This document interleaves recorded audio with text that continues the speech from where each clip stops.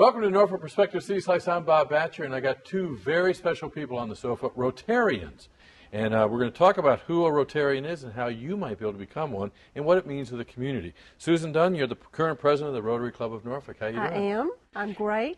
Now, I'm going to say this to Jim, not to you, because he's closer to the age, I think. Jim O'Brien, past president, Rotary Club of Norfolk, and you are here to celebrate what birthday? My birthday or the... no, not my birthday. That's right. The club's 100th birthday. The club's 100th birthday. I really thought they were coming on, that you were coming on to talk about your birthday, but it is the Rotarian birthday. That's right. Tell me, who are Rotarians? What is a Rotarian club? A Rotarian club is a service club composed of leaders of the community, business leaders, people who are very active in the community or have been active. Some are retired, some are young people. That want to associate together and do good things for the community. And it's partially some networking as well, not necessarily direct networking, but getting together and getting advice from people that you know are reputable leaders in the community. Now you guys have lunch together? We do. We have lunch every Tuesday at Scope, and it's almost a command performance. You have to be there for a little bit more than 50% of the days of the year. Okay, so there is a mandatory... Yes, there is. Because that's really what a lot of the club is about, is building that camaraderie and networking. That's what makes us different. One of the things that makes us different from other clubs is we have an attendance requirement. The other service clubs don't, typically. Okay. And if you travel, you satisfy that attendance requirement by going to another club, which is a great thing to do because you meet people of all aspects of the community you're going to, and if you're in another country, it's especially valuable because you get insights you would never otherwise have. Because actually Rotary is broader than the Olympics are, right? I mean, how many countries? 165. Holy moly. Okay, so we've established that it's a good lunch once a week at Scope. It's good networking, but there's so much more than just that makes Rotary what Rotary is. It's really about service, right? It is. It is. We do good things in the community. We probably, in the past 100 years, raised at least about $2 million and given it to things in the community. Wow. Now, is there a charity of choice, or that kind of mean that you all are directed to, or is it just really? Well, this year, since it was our centennial, we did a whole lot of research and a strategic plan, and we decided we wanted to raise $100,000 to give to the community in honor of our 100th birthday. Makes sense. So we researched it and we tried to find causes that really needed it, and also a unique cause as well. The three causes, would you like to hear them? Yeah, I'd love them. Okay. One of the causes was the Calvert Hall Boys and Girls Club, because our club founded the Boys Club in this whole area. And they were having funding problems because NRHA withdrew some of their funding. And that's one of the things we're contributing to. Another thing is a computer lab in 2 Title I elementary schools. And now there's some kids that can't have computers, and the standards of learning tests are given on computers. So by having these labs in the schools, it'll enable kids to be more familiar with the computers. And the third project, which is really a pilot project and it's really exciting, is the Rotary Smiles Project. And that is giving teeth to, we were trying to give 100 teeth or 100 smiles this year. Oh, cool. But again, it's very difficult. It's a pilot project, and we ultimately will give 100 smiles. But when we let people know about it, we got so many calls that it took a long time to find out about the people that wanted the teeth and if they really needed dentures. Okay, so there's a qualification. So this is not just 1 or 2 teeth. This is giving people who have no teeth dentures. So neither Medicare nor Medicaid provide teeth. They provide dental care or give money for it, but they do not give the actual teeth. Okay, I want to get some insights. How in the world did somebody just come to me and say, I got an idea? I mean, how did that, because it's a cool idea.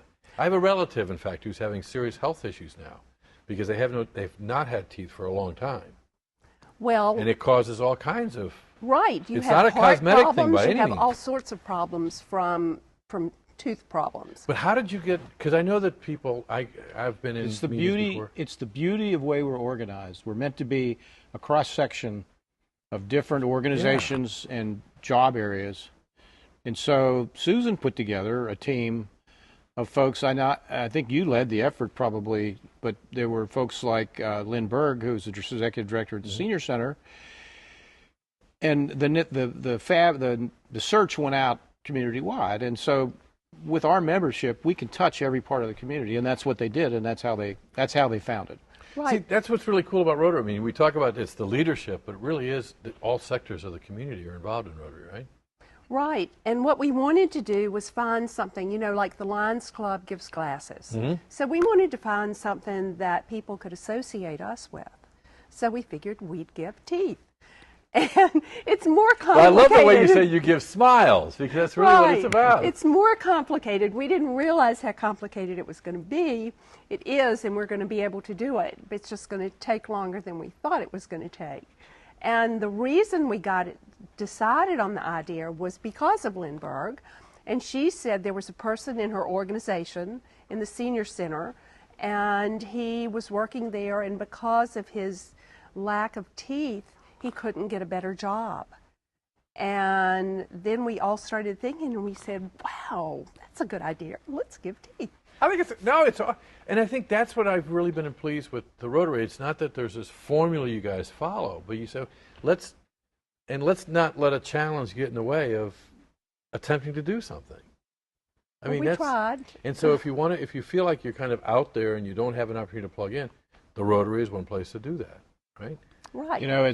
If you go back and look in the projects we work on will change, and they'll last for several years, and then we'll go on to something else. The first major project the club did was the Boys Club, then the Boys Club of Norfolk, and which is now Boys and Girls Club of Southampton Roads. Right. We were involved with a veterinary research institute that predated EVMS. We put in, this is about 15 years ago, the first of the oyster reefs, restored our oyster reefs in Tidewater, and in fact became the Chesapeake Bay Foundation's Environmentalist of the Year. Huh. The club was. They'd never had a service club do anything like that before. So now you read about the Elizabeth River, the Lafayette River has a thriving oyster population. It's Right. cleaning the quality of the waters. That's something we did for 5 or 6 years, and we moved on for something else. So Before you this, kind of plant that seed, yeah. and then create it. Okay, let's talk 2014. Service clubs sometimes are having issues because people don't have, they're not looking for the resume builder. They're not looking for some of those traditional things that the three of us would have plugged into a service club for.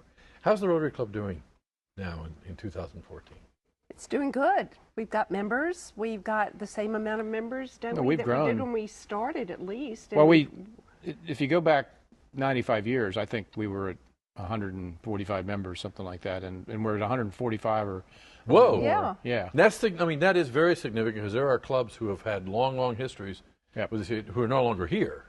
Right. So that's extremely significant. What do you think? Why do you think you've got that success?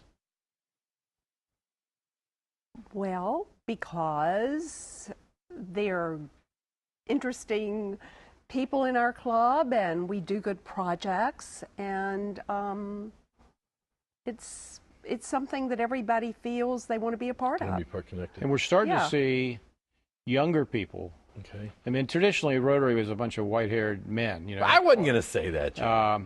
And I mean, in the early days, it was frankly a bunch of old white men, and then we got integrated, and then women came, but we never really had the younger crowds, and we're starting to build that now. I mean, I'm amazed at members of the club, people that have come from different walks of life that have shown an interest, and it's some club member has told this person about it, And they said, well, I want to come check it out.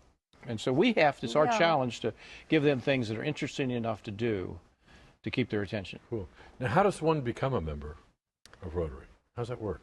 Well, you have to be referred. Someone, a member will seek you out, and you have to have 2 references. And I mean, you could always go to somebody and say, I'd like to become a member, and Right. you could have someone sponsor you, but you do have to be approved. You have to have a classification. That's another thing that's different about our club as opposed to maybe other clubs.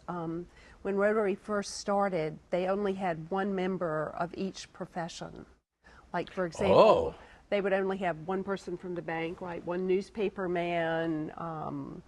And you said it right, newspaper man, when it first started, yeah. Yeah, a newspaper man, right. But they'd only have 1 person, or maybe 1 person that was in the city government, et cetera, so that each vocation was represented. And it was that way for a long time, but we have definitely opened that up so that there's more than 1 real estate person in our club. Person now. So Right. really the club has stayed, the secret of your success is to stay relevant to the current times that we're in, Right. but maintaining an integrity of the club, right? I mean, that's the balancing act. So you're selling old cars. You've just come off the weekend of showing old cars and selling old stuff. So Right. that kind of fundraiser. So again, you're evolving in your activities too, right? Right. And we had a huge gala that was very successful. Everybody had a great time. I've never seen Rotarians shaking a leg like that before. Well, that's Everybody And was dancing. And it was the gala that has raised the bulk of the 100,000. Yeah. Okay. We raised over 100,000 on the gala. Well, I wanted us to take just a few minutes to say thank you for 100 years of service. We'll pass that along to the ones that have been here for most of the 100 years. Jim, you're closer to it than she is. Not necessarily. But I know that there are several members who have been here for a long, long time. And we as a community want to say thank you for the service, but also the example that you all have set in what service and membership and connection for some of our young people can be. So thank you for Well, thank you. allowing us to say life is celebrated daily in Norfolk because of the Rotary Club. Thank you. Thanks a lot. Thanks for joining us.